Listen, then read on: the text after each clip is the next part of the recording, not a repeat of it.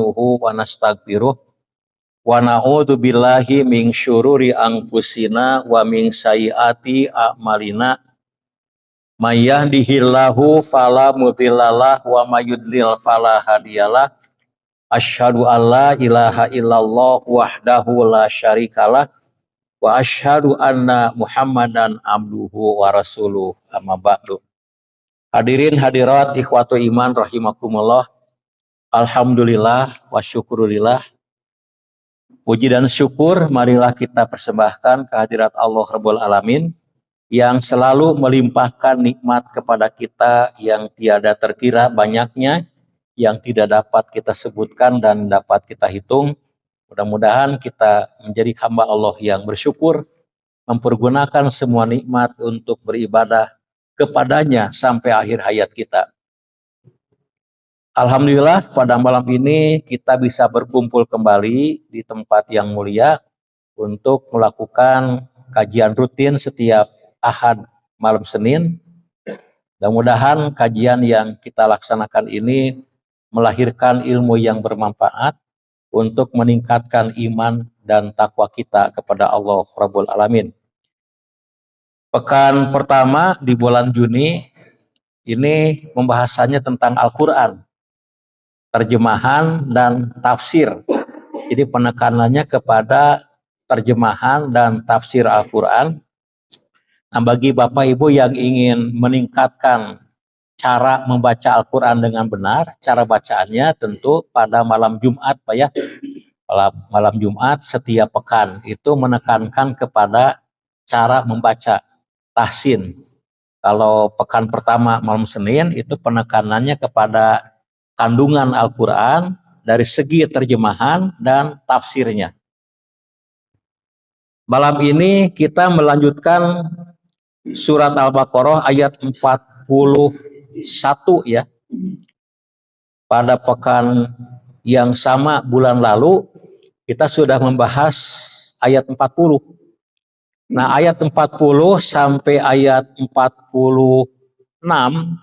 ini isinya tentang beberapa perintah dan larangan Allah Subhanahu wa taala kepada Bani Israel.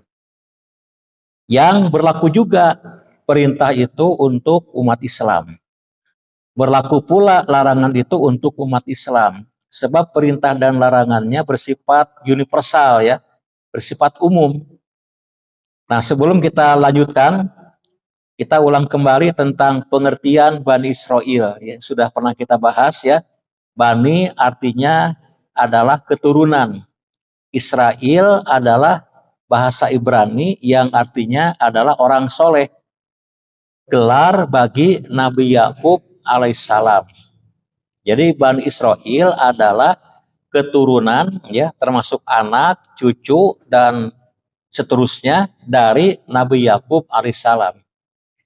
Tentu generasi pertamanya adalah 12 orang bersaudara, diantaranya Nabi Yusuf alaihissalam. Nah, terus melahirkan sampai sekarang yang tinggal di daerah Palestina, apa ya? Palestina, daerah yang dikenal dengan negara Israel. Sebenarnya itu lebih tepat adalah Bani Israel ya. Yang dikenal juga dengan bangsa Yahudi. Ya, Yahudi dari kata Yahuda adalah anak tertua dari Nabi Yakub alaihissalam. Ya, jadi ketika kita menyebutkan bangsa Yahudi itu sama artinya dengan Bani Israel. Kalau kita menyebut Israel, nah ini sebenarnya Nabi Yakub alaihissalam. Jadi kalau misalkan dikatakan Israel membantai Palestina, berarti Nabi Yakub yang membantai Palestina, itu kan tidak mungkin karena beliau itu orang soleh, orang baik. Jadi yang tepat adalah Bani Israel atau bangsa Yahudi atau Zionis Israel. Ya kita pakai depannya ya Bani atau Zionis lah. Kalau Israel itu adalah Nabi Yakub alaihissalam. Nah, pada ayat 40 yang sudah kita bahas, ini ada 3 perintah kepada Bani Israel, Pak ya. Ya Bani Israel, hai Bani Israel. Perintah pertama adalah udhkuru ni'matiyallati an'amtu alaikum. ingatlah nikmatku yang telah diberikan kepada kamu. Jadi perintah untuk mengingat nikmat Allah yang begitu banyak. Dan perintah ini berlaku juga bagi kita umat Islam untuk banyak mengingat nikmat Allah. Perintah yang kedua adalah wa aufu bi ahdi ufi bi ahdikum. Penuhi janjimu kepadaku, niscaya aku penuhi janjiku kepadamu. Jadi perintah yang kedua berlaku juga buat kita untuk memenuhi janji kita kepada Allah. Yang secara umum janji kita kepada Allah adalah untuk beribadah kepada Allah selama kita hidup. Dan perintah yang ketiga, wa iyaya farhabun, dan hanya kepadaku kamu harus takut. Ya, perintah yang ketiga termasuk buat kita adalah kita harus takut hanya kepada Allah dan tidak takut kepada siapapun dan apapun selain dari Allah. Takut di sini tentu takut yang sifatnya adalah takut pengabdian ya. Takut pengabdian, bukan takut secara alami. Jadi sudah kita jelaskan kalau kita misalkan takut terpapar penyakit, takut tertabrak mobil, takut diterkam serigala, takut misalkan dipatuk ular, itu tidak sampai menyimpang. Itu takutnya yang alami dan manusiawi. Tapi kalau takut berkaitan dengan pengabdian, itu hanya kepada Allah Subhanahu wa taala. Nah, kita lanjut ayat 41. Ini masih perintah Allah juga. Ada larangan juga, Pak. Ayat 41 ya kita bacakan. Wa aminu bima anzaltu musaddiqan lima ma'akum wala takunu awala kafirim bih wala tashtaru bi ayati samanan qalila wa iyaya fattakun. Nah, perintah berikutnya wa aminu, dan berimanlah kamu bima anzaltu, kepada bima itu kepada apa? Anzaltu yang telah aku turunkan. Maksudnya kepada apa ini? Maksudnya kepada Al-Quran yang telah Allah turunkan kepada Muhammad Sallallahu Alaihi Wasallam sebagai Nabi dan Rasul penutup. Nah, kemudian dijelaskan Al-Quran itu sifatnya adalah musodikon, membenarkan lima ma'akum, terhadap apa yang ada pada kalian. Maksudnya membenarkan kitab yang kalian pegang sebelum Al-Quran. Ya tentu kita tahu kan Bani Israel itu kan umat Nabi Musa alaihissalam. Mereka itu memiliki kitab suci namanya Taurat. Sehingga mereka itu mendapat julukan Ahlul Kitab.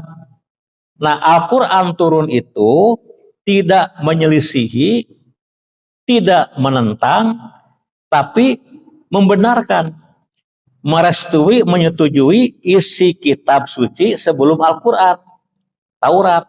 Ya, jadi kalau beriman kepada Al-Quran, itu sebenarnya termasuk kelanjutan beriman kepada kitab Taurat.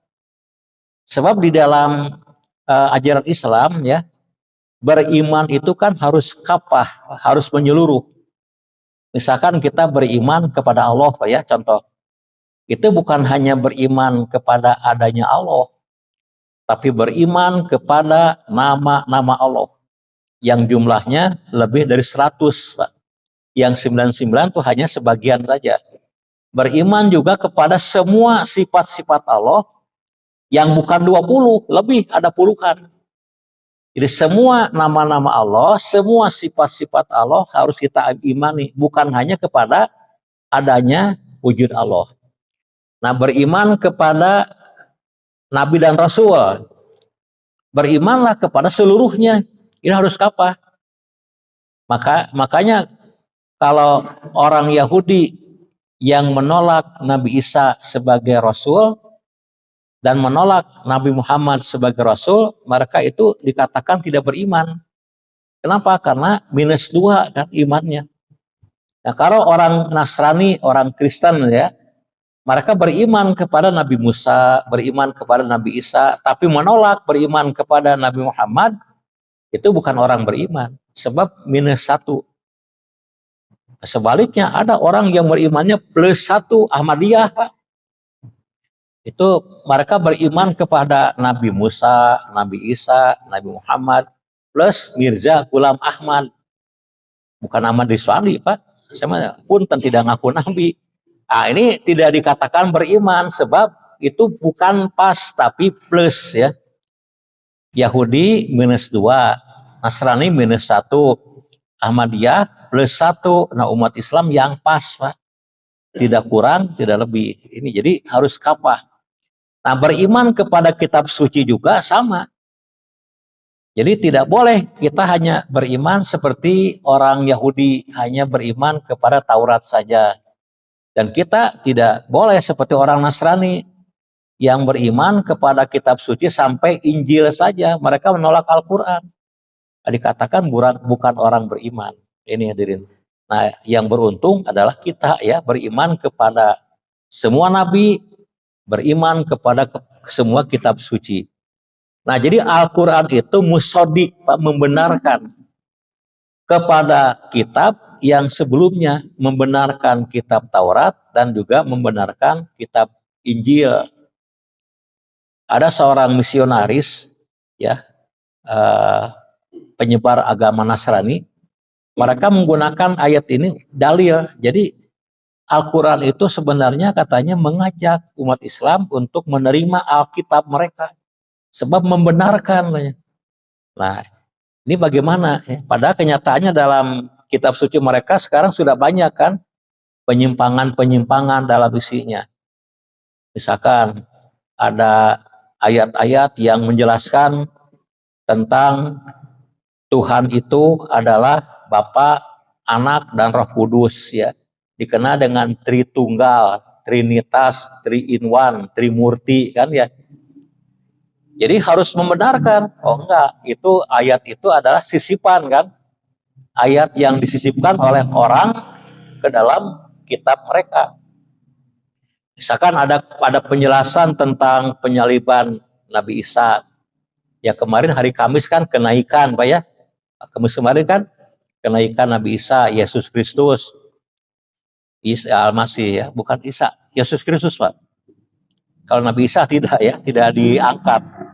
Seperti kata mereka, ini jelas tidak bisa diterima sebab itu bukan ayat asli, itu sisipan dari tulisan manusia dimasukkan ke dalam kitab, itu dianggap sebagai firman Tuhan padahal itu perkataan manusia. Jadi musodikon itu membenarkan kitab Taurat Injil yang asli sebelum diubah-ubah, ditambah-tambah oleh tangan-tangan manusia.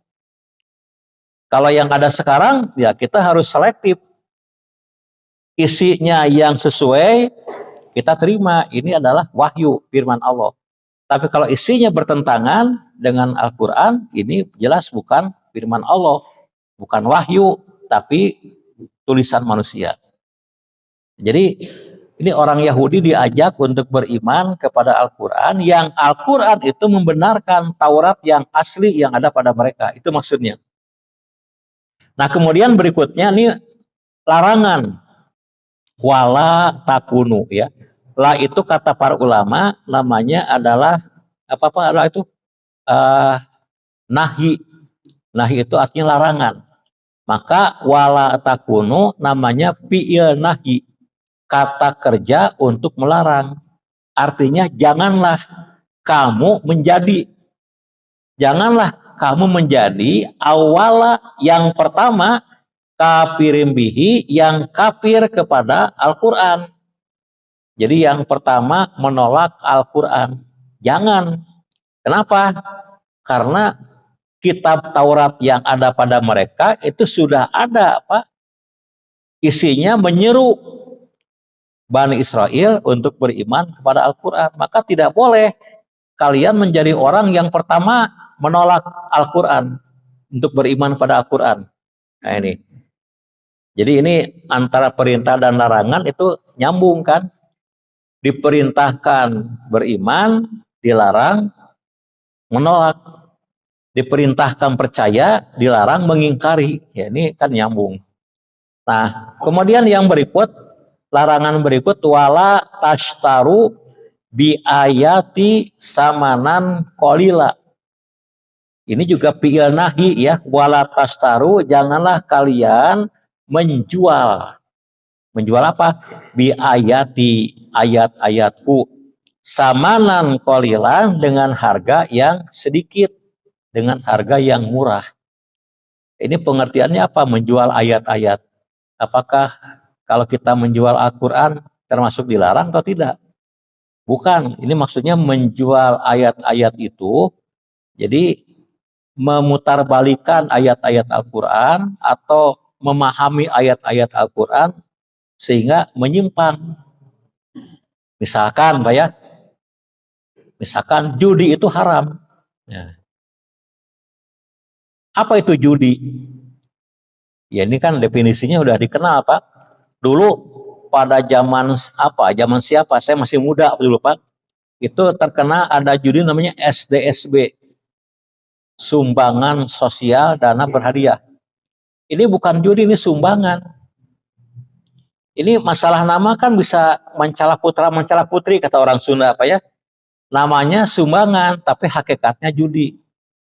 Seperti misalkan ada whisky diberi nama misalkan jamu kuat. Kuat apa? Kuat liar. Walaupun diberi nama jamu, kalau miras mah ya miras saja. Ini namanya sumbangan, tapi hakikatnya judi, tidak akan mengubah hukum. Nah dulu, ya saya masih ingat Pak, ada seorang ulama, ya profesor, kiai, yang mengatakan kalau kita membeli sumbangan SSB itu bukan judi. Kenapa? Kalau judi harus berhadapan, harus face to face. Wah ini kalau ini fatwa itu dibenarkan, maka judi online jadi halal Pak. Sekarang kan lagi merebak judi online, itu kan tidak berhadapan ya, secara berhadapan tatap muka, tapi jarak jauh kan, menggunakan internet. Berarti boleh dong. Ini argumennya tuh judi itu harus berhadapan. Ini mah sumbangan, tidak berhadapan, jadi boleh.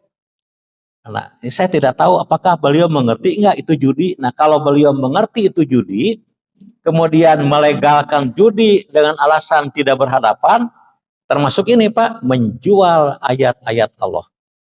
Jelas ketika memberikan fatwa itu, ya secara duniawi beliau diberi Pak, pasti dapat lah, entah berapa miliar, nggak tahu. Ya saya kebagian, Pak itu apa? Mengkabagian juga nama, apal. Nah, ini, nah, itu kan menjual ayat-ayat Allah dengan harga yang murah. Nah ada yang bertanya, yang dilarang kan menjual dengan harga yang murah ya. Kalau mahal boleh nggak? Nah ini, kalau dilarang menjual ayat dengan harga murah, bagaimana kalau menjual dengan harga yang mahal? Berarti boleh dong. Ini kan berpikir secara logika kan begitu. Ini hadirin sekalian, nah Buya Hamka itu mengatakan begini, menjual ayat-ayat Allah dengan harga berapapun, bahkan dengan harga dunia isinya itu murah. Jadi harga ayat Allah dengan kebenarannya itu mahal, sedangkan dunia itu adalah murah. Jadi berapapun yang diterima tetap aja murah. Jadi artinya menjual ayat-ayat Allah dengan harga berapapun itu nilainya murah. Apalagi kalau cuma 1 juta 2 juta, apa murah banget, obral. Nah, itu perintah yang larangan yang kedua, jangan menjual ayat-ayat Allah dengan harga yang sedikit. Nah, ini ternyata dilakukan oleh Bani Israel. Mereka telah apa ya? Telah melakukan penyimpangan terhadap kitab suci mereka. Kitab suci mereka tafsirkan, bahkan mereka rubah sehingga menyimpang dari makna yang sebenarnya. Dengan apa? Maksudnya untuk mendapatkan keuntungan dunia yang disangkanya mahal, padahal itu murah, Pak. Walaupun besar nilainya secara duniawi, tapi murah di hadapan Allah Rabbul Alamin. Nah, berikutnya perintah nih, Pak. Wa iyaya fattaqun. Dan hanya kepadaku kamu bertakwa. Nah, ini juga berlaku buat umat Islam ya, hanya bertakwa kepadaku saja, tidak kepada selain aku. Nah, segera ini tentang takwa ini sudah banyak dibicarakan Pak ya, seringkali kita bahas. Nah, baik ayat 42 Pak. Nah, ini ada larangan lagi nih. Wala talbisul haqqo bil batili. Wala dan janganlah talbisu kalian mencampurkan al haqqo kebenaran bil batili dengan kebatilan. Jangan mencampurkan kebenaran dengan kebatilan. Jadi maksudnya kebatilan itu menyelinap ke dalam kebenaran sehingga kebenaran itu menjadi mengalami apa ya, penyimpangan, distorsi. Ya contoh, misal apa contohnya ya? Misalkan di dalam kitab Taurat mereka itu disebutkan Pak perkataan Nabi Musa yang menyebutkan bahwa setelah aku nanti akan ada dari saudaraku nabi yang akan membawa manusia kepada jalan yang benar. Nabi Muhammad itu. Tapi oleh mereka itu dicampur adukan Pak.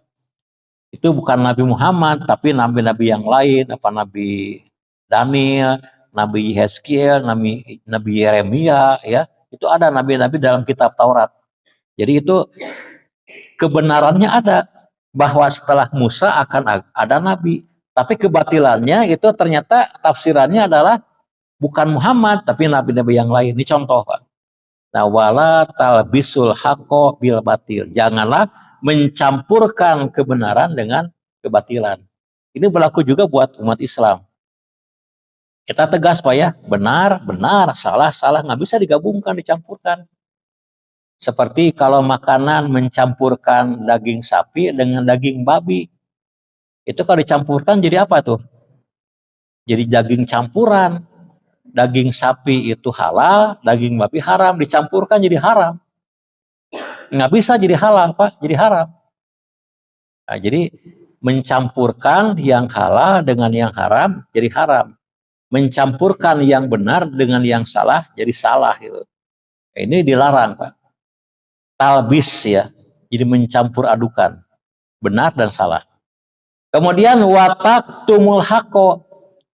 Ini nyambung dengan ayat yang sebelumnya. Janganlah kalian menyembunyikan kebenaran. Wa antum ta'lamun, padahal kalian mengetahui, menyembunyikan kebenaran. Jadi kalau kebenaran itu sampaikan. Kulil haqqo walau kana muron. Sampaikan kebenaran walaupun pahit dirasakan. Jangan sampai kita takut menyampaikan kebenaran. Kenapa? Terancam posisi kita. Kalau saya menyampaikan hal ini, saya akan kehilangan jabatan.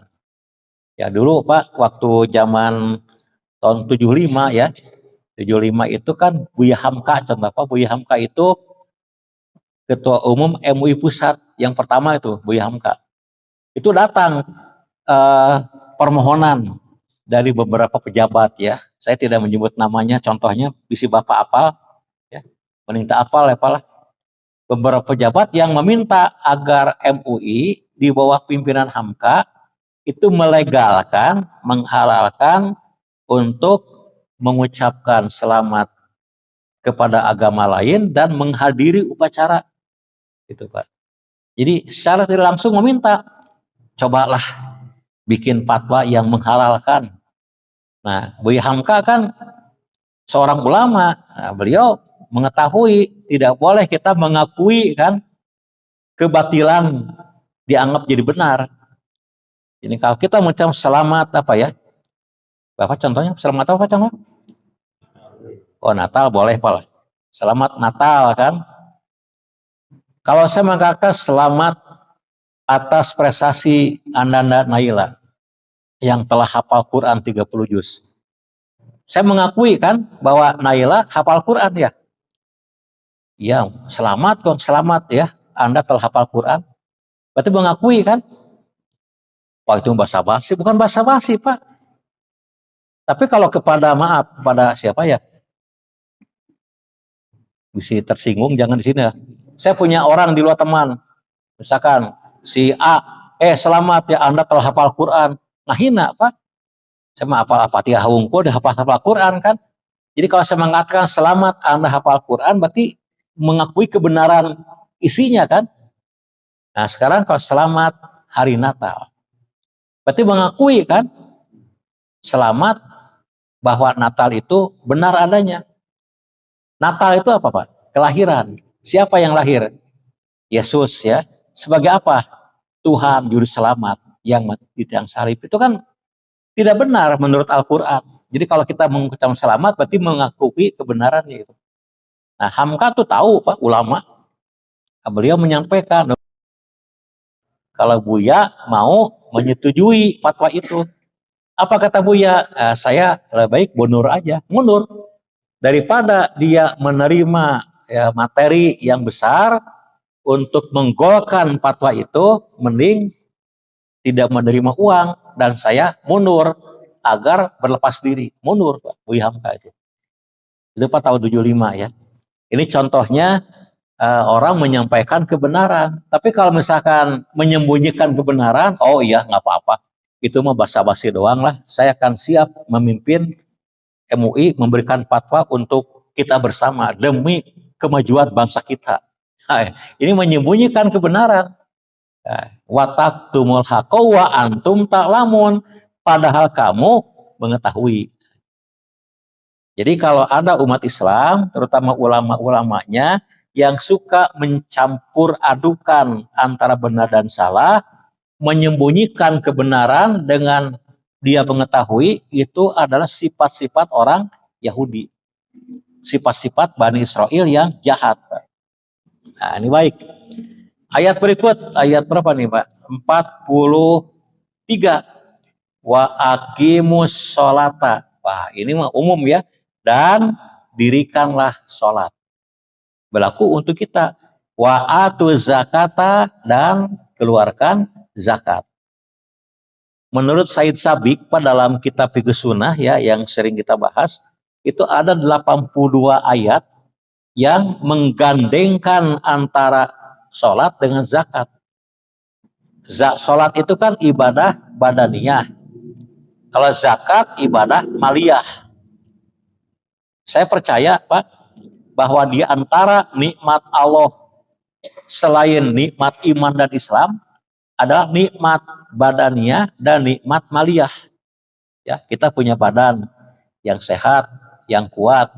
Kita punya harta yang lebih dari cukup, bisa untuk membeli rumah, beli mobil, menyekolahkan anak, bisa untuk piknik, jalan-jalan setiap pekan kan, sampai macet kan, libur panjang.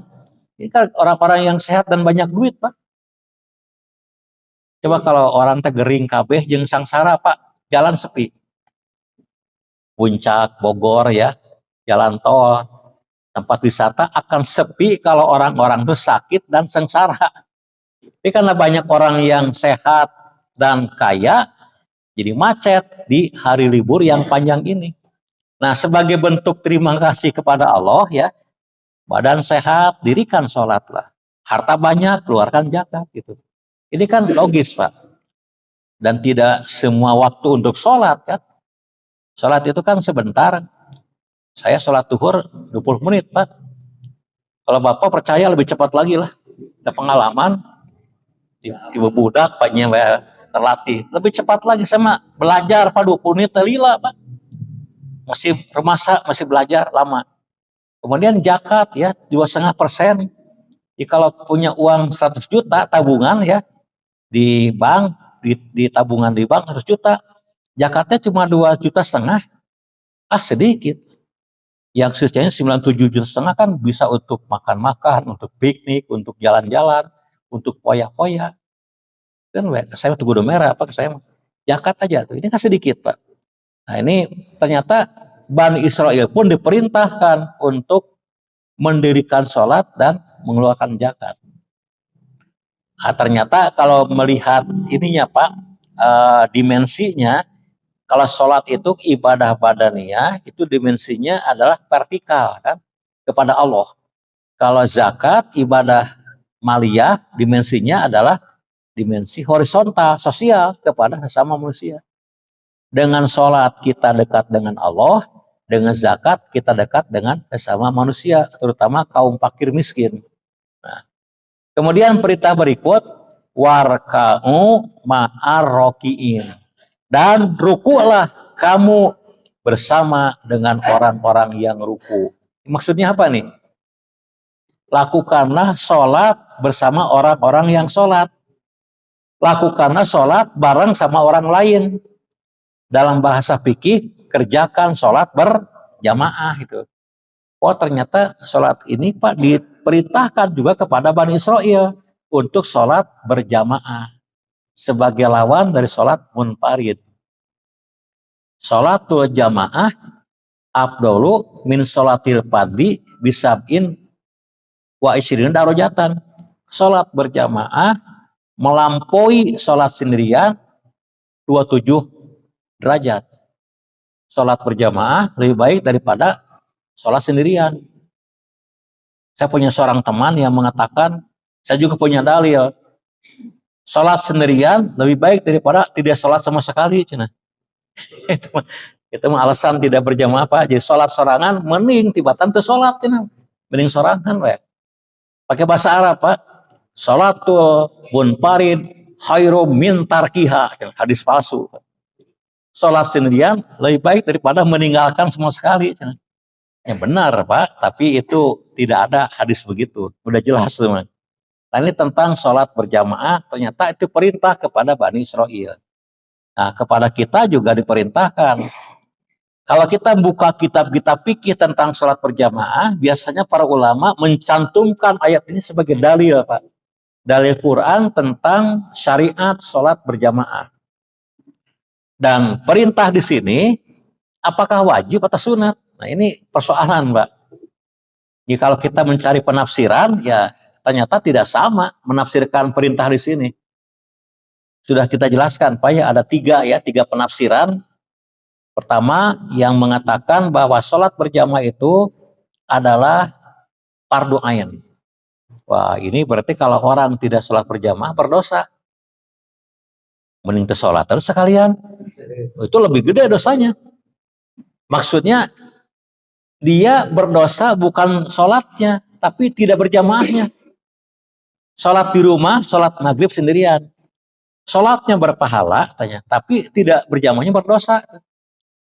Tapi gede keneh pahala sholat masih mending, ya Pak. Ini pendapat pertama mengatakan sholat berjamaah itu fardu ain. Wajib kepada seluruh individu. Kalau ada orang yang tidak mengerjakan berjamaah, dia berdosa, tidak berjamaahnya. Ini di dalam hadis Pak sudah pernah jelaskan ya, ada dalilnya. Ini dua aja Pak dalilnya. Nabi pernah mengancam akan berkeliling mencari rumah-rumah orang yang tidak sholat berjamaah. Akan kubakar rumah mereka. Tapi nggak jadi Pak, cuma gertak saja. Cuma gertak sambal, menakut-nakuti. Tidak pernah Nabi membakar rumah orang yang tidak berjamaah. Jadi Bapak jangan mengamalkan hadis ini Pak. Saya akan bakar rumah nanti subuh. Sebulan banyak pas panghegar ya. Dibakar oleh siapa? Oleh Pak Asep misalkan. Mengamalkan hadis itu. Nabi hanya menjelaskan betapa pentingnya berjamaah. Akan kubakar rumah orang yang tidak datang. Yang kedua ada Pak seorang buta. Umi Maktum namanya kan datang, ya Rasulullah saya orang buta, tidak ada orang yang menuntun saya untuk datang ke masjid, bolehkah saya sholat di rumah sendirian? Kata Nabi, oh silahkan, boleh, pergi aja. Cuman belum lama melangkah, bentar, sini dulu. Kalau adzan dari masjid sampai nggak ke rumah kamu? Nyampe, Pak Ajib datang, walaupun kamu tidak ada yang nuntun datang ke masjid. Orang buta aja disuruh datang, apalagi orang yang melek Pak. Ini katanya fardu ain. Dalilnya itu. Ada pendapat kedua mengatakan fardu kifayah katanya. Nah, lumayan orang fardu kifayah itu ada aja duaan orang yang berjamaah yang lain gugur. Jadi kalau Bapak berpendapat fardu kifayah ya, hoream ke masjid nyuruh orang Pak, kamu datang ya supaya nggak ada yang dosa lah. Atau di WA di masjid ada yang datang, ada aku udah aman lah. Waduh payah Pak ya. Ini pendapat kedua, lebih ringan. Nah pendapat ketiga itu sunat muakkad. Ini mungkin banyak pengikutnya nih. Dan saya pun condong ke sini Pak, sunat muakkad. Artinya sunat, cuma sangat dikuatkan. Kenapa sunat? Karena dalilnya tadi, sholat berjamaah lebih baik daripada sholat sendirian kan. 27 derajat. Kalau lebih baik, berarti sendirian pun baik Pak ya. Berarti masih dapat kebaikan, walaupun sendirian. Nah, ini dalilnya adalah sholat berjamaah lebih utama, lebih baik daripada sholat sendiri. Jadi sholat sendiri pun itu baik, cuman berjamaah lebih baik gitu. Kalau sholat sendiri itu dianggap berdosa, dianggap tidak baik, bukan begitu. Sholat berjamaah baik, sendirian tidak baik, begitu hadisnya Pak. Ini argumen yang berpendapat sunat muakkad. Ya, tapi walaupun demikian ya kita jangan meremehkan perintah ini. Ini harus dilakukan dengan serius Pak ya. Warka'u ma'arokiin. Rukuklah bersama orang-orang yang ruku. Saya banyak mendengar di Muhajirin ini ternyata banyak jamaahnya. Termasuk subuh ya. Di mana subuh ini kan waktu sholat yang paling sepi peminat untuk berjamaah. Bentrok antara ngantuk dengan dingin Pak. Jeung hoream ya. Hoream puguh deui Pak. Subuh itu. Ini kan paling berat. Ada apa seorang Yahudi ya, Bani Israel ya, yang pernah berkata, kalau umat Islam itu sholat subuh berjamaahnya penuh seperti sholat Jumat, Yahudi kalah pasti. Gaza akan bebas. Cuma sayang katanya, di mana-mana sholat subuh itu lebih sedikit daripada sholat Jumat. Kalau Jumat penuh sini Pak ya? Penuh, pas sampai ke atas tuh, sampai keluar deh. Kalau subuh mah keluar Pak. Beda dengan Jumatan. Nah ini, jadi selama sholat subuh itu sedikit dibanding sholat Jumat, maka bangsa Yahudi, Bani Israel, tidak akan takut kepada umat Islam. Walaupun umat Islam itu kan kawasan wilayahnya jauh lebih luas daripada Yahudi. Jumlahnya pun jauh. Coba kalau lihat di peta peta Israel, sekarang sedikit kan kecil. Lebih gede Jawa Barat, Jawa Tengah, Jawa Timur. Jumlah penduduknya berapa juta tuh Bani Israel. Bandingkan dengan penduduk Indonesia. Belum penduduk Arab Saudi, Mesir. Jadi kalau secara teori harusnya menang kita Pak. Ini hese ya. Melepaskan diri dari penjajahan Bani Israel. Ya kata orang Israel mah karena itu umat Islam sholat berjamaah subuhnya tidak seperti sholat Jumat katanya. Gitu Pak. Jadi akan takut kalau seperti itu. Ini contoh. Kata Buya Hamka Pak, kalau kita ingin melihat orang Islam, lihat sholat Jumat. Tapi kalau kita ingin melihat orang beriman, lihat sholat subuh katanya. Karena iman itu kan lebih tinggi daripada Islam.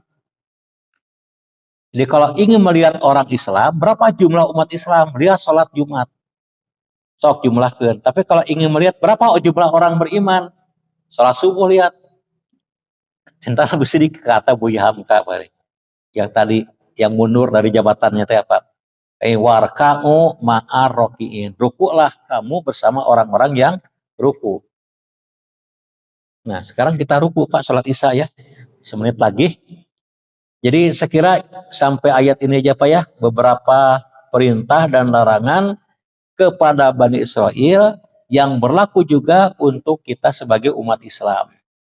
Nah, saya ingin menekankan tadi yang terakhir ya tentang mendirikan sholat sebagai ibadah badaniyah yang berdimensi vertikal, membayar zakat, ibadah maliyah yang berdimensi sosial, dan sholat berjamaah dua-duanya.